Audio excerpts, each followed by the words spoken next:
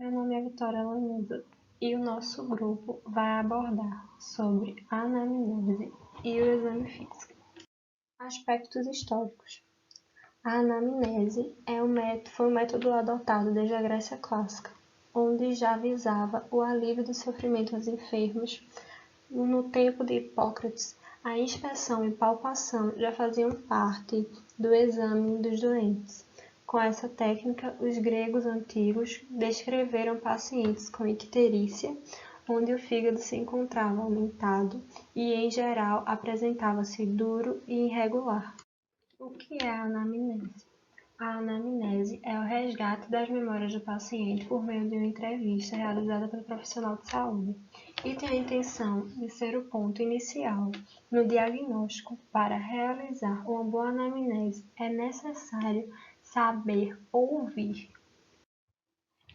O exame físico vai ser a investigação do corpo do paciente para determinar o seu estado de saúde. Ele que vai indicar eventuais anormalidades e fornecer subsídio para o diagnóstico. Bom, vamos falar agora um pouco sobre a inspeção, palpação, percussão e ausculta. A inspeção vai ser baseada no sentido da visão, onde vai ser observado no paciente seu nível de consciência, a higiene, a coloração e a integridade da pele, entre outros. A palpação, que vai ser baseada no toque, onde se vai avaliar a textura, a temperatura, a rigidez, a presença de nódulos, a sensibilidade à dor, entre outros.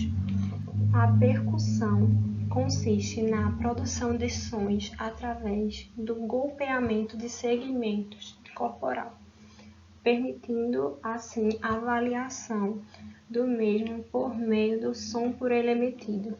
A ausculta vai ser a pesquisa e a avaliação dos ruídos produzidos pelo corpo. Existem dois tipos de ausculta: a direta, onde é aplicar a orelha diretamente no corpo do paciente, e a indireta, que a gente vai utilizar o estetoscópio. De posições do paciente, a gente vai ter a posição de Sims, que vai ser utilizada para lavagens intestinais, utilização de supositórios. A gente vai ter a de decúbito dorsal, que vai ser para exames de tórax e a parte anterior do abdômen. A gente tem as posições de Trendelenburg normal e a reversa, que são utilizadas em cirurgias. E a gente tem a Trendelenburg reversa, que é utilizada também em pacientes obesos para auxiliar a respiração. A gente tem a posição de Depage, que vai ser a posição para a realização de exames no reto. A gente tem a de decúbito ventral, que vai ser para a região posterior do tórax, entre outros. A gente tem a posição ginecológica, que vai ser para os exames preventivos e ginecológicos. E a gente tem a posição de Flower, que vai ser para auxiliar nas tarefas do dia a dia do paciente, a higiene do paciente, e também para pós-operatórios de tireoide. Para o exame físico de cabeça e pescoço, a gente vai precisar observar o tamanho do crânio do paciente. A gente vai observar se existe alguma lesão no couro cabeludo do paciente, se existe a presença de alguma parasitose, como é que está a higiene do paciente. A gente vai precisar também observar a face do paciente, que a gente vai ver coloração da pele, a existência de manchas localizadas. Aí vem a região dos olhos, onde a gente vai precisar observar o fechamento e a abertura das pálpebras, a mobilidade do globo ocular. Se existe algum processo inflamatório, a gente vai precisar observar também o nariz para ver a forma, o tamanho e o exame endonasal, para observar se existe algum sangue, algum processo inflamatório por ali. A gente vem para a boca. onde a gente vai observar com o auxílio da espátula a garganta do paciente, vai olhar se tem alguma fissura na parte de dentro da boca do paciente, na parte interna dos lábios. Vai se observar a língua, o hálito. E os lábios, ver se existe algum entortamento, alguma fissura. Na orelha, a gente vai utilizar o otoscópio para ver se existe o cerume, se tem algum corpo estranho, algum processo inflamatório. No pescoço, a gente precisa ficar atento a alterações de postura devido a alguma contratura e a paralisias musculares, a rigidez na nuca por processos meningoagudos e presença de nódulos. A gente vai precisar observar também a glândula tireoide, como está se mostrando nessa imagem, que a gente vai apalpar, ver se existe alguma alteração na forma ou consistência, a existência de nódulos. Sim, muito importante. Durante o exame de cabeça e pescoço, só vai ser preciso a utilização da inspeção e da palpação. Meu nome é Vitória e eu vou dar seguimento ao seminário, falar um pouquinho sobre a região do tórax e assim vai ter alguns pontos importantes para se falar, que são inspeção, palpação, percussão e ausculta. Quando a gente fala do tórax, é muito importante falar sobre a sua divisão, que vai ser dividido nas seguintes regiões, são ela a anterior, lateral e posterior, como vocês podem observar na imagem de forma ilustrativa. E quando a gente fala de inspeção, ela vai ser dividida em dinâmica e estática. E para ambas, o paciente ele deve ser avaliado de maneira sentado e assim ele vai ser observado de maneira frontal e lateral. Na inspeção estática, é importante analisar a pele e suas alterações, se há presença de cicatrizes, se há presença de edemas e assim atrofias musculares. Vocês podem observar que há alguns tipos de tórax nas imagens e há assim também as deformidades mais frequentes, que são ela a pectus cavatum, pectus carinatum e assim, a excavatum ela é conhecida popularmente como peito de sapateiro e o peito escavado, enquanto a carinatum ela é conhecida como o peito de pombo. Na inspeção dinâmica, a gente vai observar a frequência respiratória do paciente, o uso de musculatura acessória, se há tiragem intercostal, padrões respiratórios. Então, assim, no geral, observa-se a frequência, o ritmo, a profundidade e espaço respiratório. Então, assim, na palpação do tórax, nós vamos ter a expansabilidade do tórax, fremito toracovocal e outros fremitos. E assim, as anormalidades investigadas à inspeção são melhoradas e detalhadas durante a palpação. Porque assim, durante a palpação, o enfermeiro ele avalia a presença de crepitação, dor da parede torácica, torno muscular e edema e fremito palpável. Já na percussão do tórax, vai ser observado som claro pulmonar, submaciço e timpanismo. Como vocês podem observar na imagem, a aplicação da técnica, a mão que percute deve ser mais hábil e realizando o movimento de flexo e extensão do punho. Então, assim, é uma técnica de avaliação da produção de sons pela percussão da parede torácica nos espaços intercostais com a mão. A percussão ela ajuda a determinar se os tecidos estão cheios de ar, cheios de líquidos ou se estão sólidos. Já na ausculta do tórax, nós vamos observar sons da respiração, ruídos respiratórios anormais e a ausculta da voz, que pode ser ela aumentada, normal e diminuída.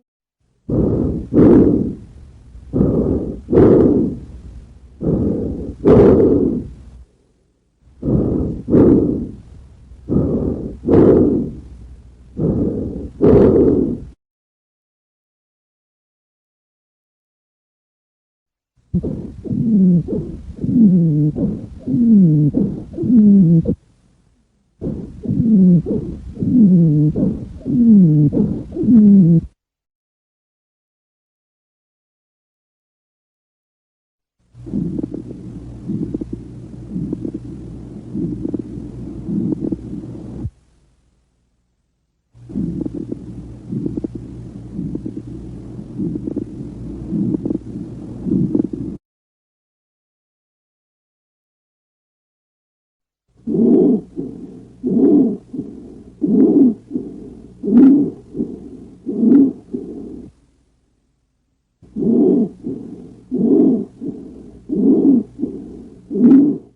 continuidade, vamos falar agora sobre o exame físico do abdômen, tá? O exame físico do abdômen, ele é um pouco complexo por conta da quantidade de órgãos existentes dentro da cavidade abdominal.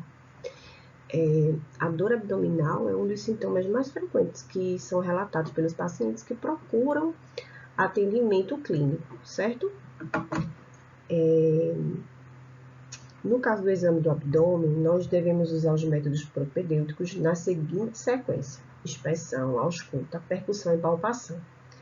A ausculta vem antes da percussão ou palpação, porque se eu fizer ela depois, eu posso modificar os achados que eu poderia encontrar, ok? Então, ela é feita antes. Ressaltando e lembrando, primeiro é inspeção, ausculta, percussão e palpação, tá bom? Deixa eu pegar uma canetinha aqui, ó. Nós podemos dividir o abdômen em 4 quadrantes ou em 9 quadrantes.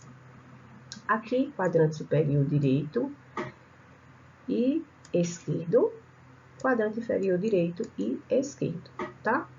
Aqui a gente já tem uma noção mais detalhada da parte abdominal. Porque, por exemplo, se o paciente relatar, eu tô com uma dor aqui no pé da barriga, aqui bem embaixo do pé da barriga. Então, a gente entende o quê? Que é no hipogastro, e aqui a gente pode encontrar a bexiga, os ureteres, entendeu? Deixa eu soltar aqui esse vídeo. Obviamente que quando nós estivermos fazendo o atendimento ao paciente, a gente não vai riscar o abdômen do paciente. Mas é mais ou menos isso aqui que a gente vai fazer mentalmente. Dividir esse abdômen em 4 quadrantes ou dividi-lo em 9 quadrantes. E aí a gente tem uma noção do que se trata essa queixa que o paciente está relatando, né? Se for na parte do meio desses quadrantes, na parte do abdômen do meio, se é na parte esquerda, se é na parte direita, porque aí a gente sabendo diferenciar qual é o quadrante, a gente tem uma noção do que pode ser o que o paciente está relatando, ok? No caso da inspeção, o que seria essa inspeção? É a observação. Eu vou observar o abdômen desse paciente. Então, eu olho a pele, eu olho a textura, eu olho o formato desse abdômen, se ele está plano, se é aquele abdômen globoso, se está protuberante, se é aquele abdômen escavado. Eu posso observar a cicatriz umbilical, posso observar se o paciente já fez algum tipo de cirurgia, entenderam? Se ele tem alguma hérnia, eu posso descobrir até se o paciente está sofrendo violência doméstica, se tem alguma escoriação, se está roxo, se tem sinal de queimadura. Então, a inspeção é muito importante, tá? A ausculta abdominal, como já foi frisado, ela deve ser feita antes da percussão e antes da palpação. No caso do exame físico abdominal, tá certo? Por quê? Porque a manipulação desse abdômen vai alterar a frequência e a intensidade dos sons intestinais, certo? Eu vou colocar um videozinho aqui para a gente ter uma noção de como são os ruídos do peristaltismo. Estou tentando fazer assim de uma maneira bem didática, que é para a gente entender melhor.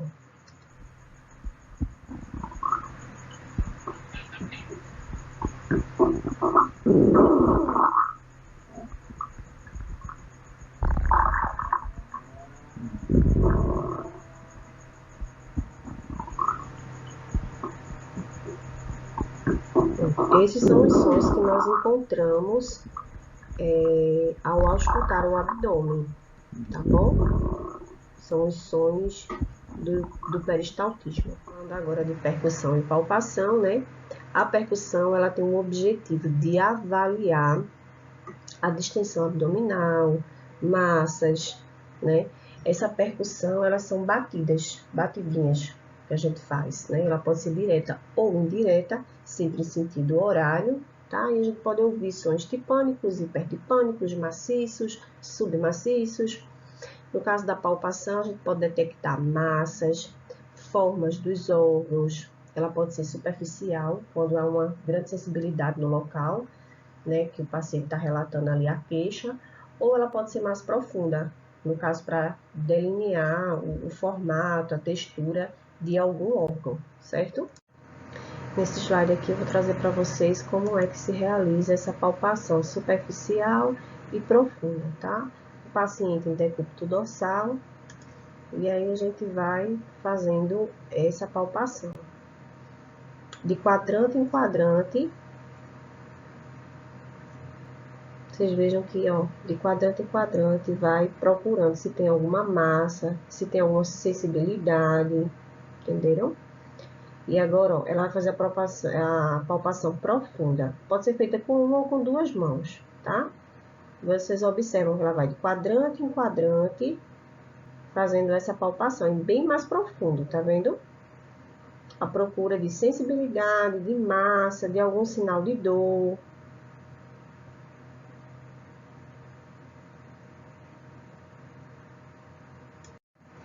Aqui eu trago para vocês agora uma demonstração de como é a palpação no caso do baço, tá bom?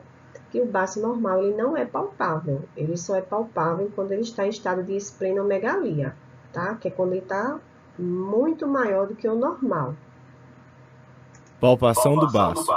Com o paciente em decúbito dorsal e com o abdômen exposto, o examinador deve posicionar sua mão esquerda na porção posterolateral e inferior do tórax esquerdo do paciente e, com sua mão direita, iniciar a palpação com as polpas digitais a partir da região periumbilical em sentido diagonal esquerdo, até o hipocôndrio esquerdo, tentando perceber o baço na inspiração profunda. Para potencializar o exame de palpação esplênica, pode-se posicionar o paciente em decúbito lateral direito, com os membros inferiores levemente fletidos e com o braço esquerdo sobre a cabeça, posição de Schuster. Assim, realiza-se a palpação da mesma forma, tentando perceber o baço na inspiração profunda.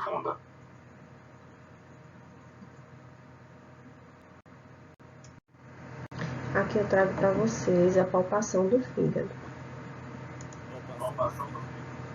O paciente do dorsal, o abdômen exposto, o examinador deve posicionar sua mão esquerda no fluxo, na porção lombar do paciente, pressionando o pênis para frente. Com a sua mão direita palpar sobre a parede anterior do abdômen, iniciar a palpação da borda de baixo, durante a inspiração, com as polpas digitais, a partir da fossa direita até o gádio costal. Outra forma de realizar a palpação de baixo, o examinador posicionado à direita no tórax do paciente. A seguir, coloca a mão paralela sobre o contorno direito, com o dedo seletivo, formando a tenta palpar o pênis durante a inspiração profunda.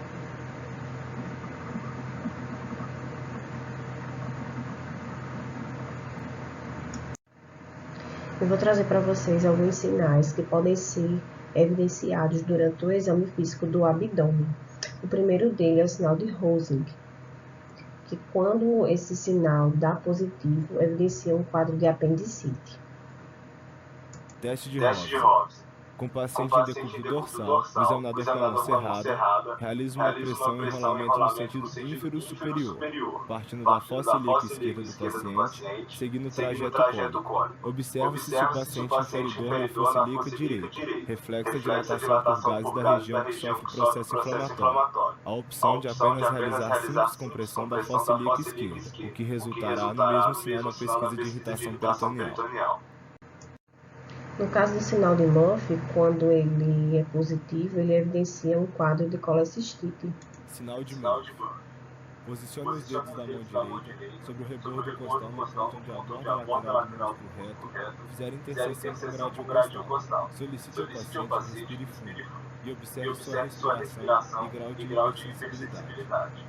O aumento súbito da dor com interrupção brusca do esforço respiratório constitui um sinal de Murphy positivo na colecistite aguda. Por último, vamos falar sobre o sinal de Bloomberg, que é o sinal que identifica quando o paciente está com uma crise de apendicite. Nesse sinal aqui, a gente vai traçar uma linha imaginária, que vai desde a cicatriz umbilical até a fossa ilíaca, e vamos dividir essa linha imaginária em 3 partes. justamente no encontro dessa parte do meio com a parte lateral, que é o ponto de McBurney, tá? E nessa área aqui é que o profissional vai fazer uma compressão e uma descompressão abrupta. E quando o paciente referir dor nessa descompressão, o sinal de Brunner está positivo, ok? Dando continuidade, eu vou abordar um pouco sobre o exame físico da genitália feminina e o exame físico da genitália masculina. Primeiramente, eu vou falar um pouco sobre a genitália feminina. Antes de realizarmos esse exame, temos que ter em mente que esse exame é um pouco mais delicado, porque nem todas as pacientes elas se sentem à vontade para realizá-lo. Então, temos que proporcionar um ambiente limpo, luminoso, arejado, para que a paciente se sinta mais segura. Então, começamos a perguntar sua idade, seu nome completo, aferimos sua pressão, verificamos o seu peso e vamos então começar uma anamnese, uma pequena entrevista com a paciente, perguntando a ela qual foi a última data da sua menstruação, se ela recorda com quantos anos ela menstruou, quando ela começou a sua vida na relação sexual e perguntar também o que a levou a procurar o profissional, a fazer o exame. Se ela está com dores abdominais, se há presença de corrimentos, de sangramentos intermenstruais, se há presença de cólicas.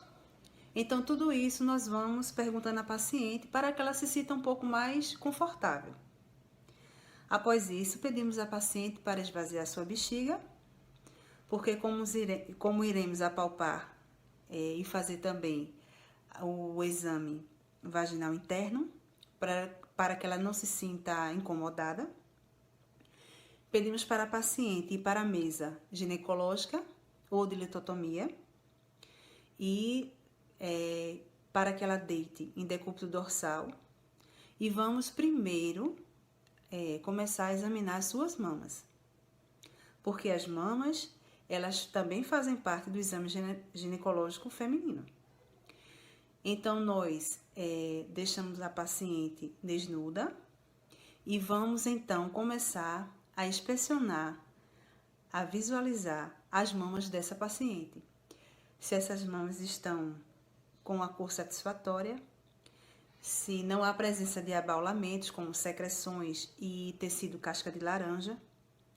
Também vamos observar o contorno das mamas, se ela teve a retirada da mama ou não. Vamos conversando com a paciente, perguntando a ela se ela fez o exame da ultrassonografia mamária recentemente ou não. E também, se ela tiver idade, a sua mamografia. E vamos começar a fazer a palpação. Vamos palpar as axilas, que fazem parte do tecido mamário, para observarmos se tem nódulos, se tem alguma coisa que não é correta. Vamos fazer a palpação em sentido horário até chegarmos ao centro da mama. Vamos pressionar o mamilo para ver se há presença de secreções. Pedimos para a paciente colocar as mãos atrás da cabeça para observarmos o tamanho, a forma. E daí em diante, nós iremos começar o exame ginecológico externo e interno. Pedimos para a paciente deslizar na mesa ginecológica, onde suas nádegas fiquem na borda, passando um pouco da borda da mesa. Pedimos para ela colocar suas pernas fletidas em abdução e rotação, elevada acima dos quadris. Nós iremos lavar as mãos, enluvar e iremos começar a fazer a inspeção da vagina. Começamos primeiro observando o monte de Vênus, se há presença de parasitos, os pelos, a coloração e os grandes lábios, se os grandes lábios estão na simetria correta ou não. Nos grandes lábios vamos observar a presença de lesões herpéticas, granulomatosas, a cor vulvar e vamos então começar a inspecionar os pequenos lábios para observar sua simetria, sua cor, o clitóris, que ele mede aproximadamente 1 centímetro, também o meato urinário, vamos observar se está na posição correta. E vamos então partir para o exame da genitália interna, que fazemos através do espéculo bivalvar, que ele pode ser feito de aço ou descartável, material descartável. E vamos introduzir com as mãos enuvadas e higienizadas, vamos introduzir na paciente e ao ângulo de 90 graus, com muito cuidado para não causar desconforto, já que é um exame bastante delicado. E daí nós vamos observar, quando afastarmos as lâminas do espéculo, o colo uterino, a parede da vagina, vamos observar se há presença de bolhas, secreções, sangramento, cisto de Nabor, e vamos então começar a fazer o exame através do teste de Schiller, onde aplicamos iodo com Lugol para detectarmos, fazemos a raspagem daquelas células e colhermos o material. Tomamos o cuidado de tirar esse espéculo e assim nós finalizamos o exame da genitália externa e interna.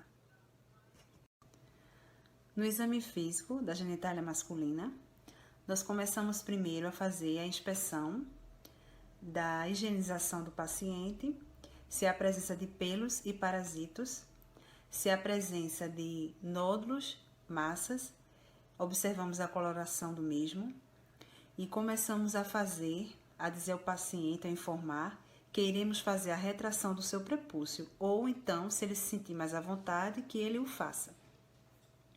Vamos observar se há hipersensibilidade nessa área e também observar se é possível fazer essa retração, porque se o paciente tiver fimose, que a fimose é quando há um prepúcio bastante apertado, onde o paciente ele não consegue fazer a retração do mesmo e ele não consegue expor a glande. E também tem a parafimose, onde o paciente ele até consegue retrair o prepúcio, porém ele não volta mais para a origem do seu lugar porque causou um edema, ele não consegue mais voltar, o prepúcio não volta mais. E temos também que ver se ele tem hipoplasdia, que é uma malformação congênita do meato uretral dele, ou seja, ele não está na posição correta. Então, fazendo isso, nós vamos comprimir com o dedo indicador e o polegar um pouco a glande para ver se existem secreções ou não. Após isso, nós iremos fazer a palpação do saco escrotal para observarmos se há presença de nódulos, de massas. Vamos palpando, observando o volume dos testículos, o tamanho, a forma, e observar quando há presença de infecções, que ele pode ser apresentado com pequenas nodulações. Dando continuidade, eu vou abordar agora o exame físico do sistema neurológico. O exame neurológico ele continua sendo uma ferramenta essencial para a identificação e análise de males que afetam o sistema nervoso. E é através desses procedimentos simples que essa avaliação ela revela a informação sobre o funcionamento do cérebro, da medula espinhal e dos nervos. O que devemos avaliar no exame físico neurológico? Avaliamos o estado mental e emocional do paciente, que é justamente o nível de consciência, linguagem, comportamento, aparência. Também temos a função intelectual, que é a memória, conhecimento, pensamento, associação e julgamento. Também temos a função sensorial, a função motora, que é a coordenação e o equilíbrio. Primeiro, avaliamos o nível de consciência do paciente, e esse nível de consciência ele serve para medir o grau de alerta comportamental do paciente, e é nele que detecta se o seu paciente ele está em coma ou até mesmo a gravidade do impacto logo após esse trauma. O que a gente avalia, geralmente a gente é avaliado através da escala de coma de Glasgow, né, que ela tem uma pontuação específica que é de 3 a 15 pontos. É através dessa escala de coma de Glasgow que a gente avalia o estado do paciente, e é nele que a gente percebe a coordenação motora do paciente, a capacidade verbal e a abertura ocular. Um score abaixo de 8 indica que o paciente ele está em coma ou o trauma dele foi grave. Uma escala de 9 a 12 é moderado e acima de 13 são impactos leves. E como é feita a avaliação do estado mental do paciente? Essa avaliação ela pode ser feita através de mini-exames, que é formado por uma série de perguntas. Um exemplo, a localização, data, hora, repetição de palavras, leitura, desenho e etc. Também é avaliada a coordenação e equilíbrio do paciente, pois o corpo humano ele possui nervos motores e sensitivos que são responsáveis pela coordenação e equilíbrio durante os movimentos. E para testar a coordenação, né, é comum que peça para o paciente ele tocar o dedo indicador, né, o nariz, e esse procedimento ele pode repetir por várias vezes esses movimentos, tanto o paciente com os olhos fechados como o paciente com o olho aberto. Também é avaliado os reflexos do paciente, pois o que são reflexos? São reações automáticas mediante alguns estímulos. Os reflexos ele envolvem ordens do cérebro, né, e sua resposta ela segue por nervos sensitivos até a medula espinhal, né, que é de onde é transmitido o nervo motor. O mais conhecido é o exame patelar, que é onde o médico ele dá uma pancada leve no joelho do paciente com um martelinho de borracha. Também são avaliadas a simetria dos movimentos faciais, que é quando o paciente assovia, quando ele sorri ou até quando ele eleva a sobrancelha. O objetivo desse exame físico neurológico também é identificar achados de avaliações anormais consistente com comprometimento neurológico e também evidenciar o papel do enfermeiro no exame físico neurológico. É por meio da anamnese do exame físico que o enfermeiro ele estabelece vínculos com o paciente, ele conhece a história do paciente e, portanto, consegue traçar aí um caminho terapêutico mais eficiente.